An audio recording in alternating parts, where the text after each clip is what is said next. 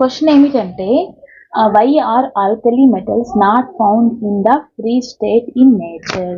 నేచర్లో alkali metal free స్టేట్లో దొరకవు. ఫ్రీ స్టేట్ అంటే ఎలిమెంటరీ స్టేట్.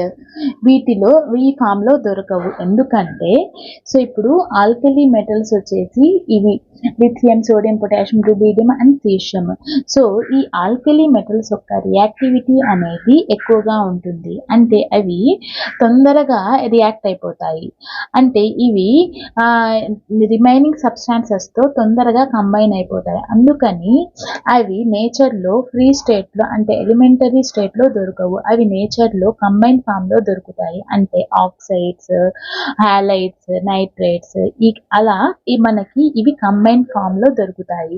ఎలిమెంటరీ ఫామ్లో దొరకవు. అంటే ఫ్రీ స్టేట్లో దొరకవు. ఎందుకంటే ఆల్కలీ మెటల్స్ యొక్క రియాక్టివిటీ ఎక్కువ కాబట్టి అవి మనకు నేచర్లో ఎలిమెంటరీ ఆర్ ఫ్రీ స్టేట్లో దొరకవు. అవి కంబైన్ స్టేట్లో మాత్రమే దొరుకుతాయి.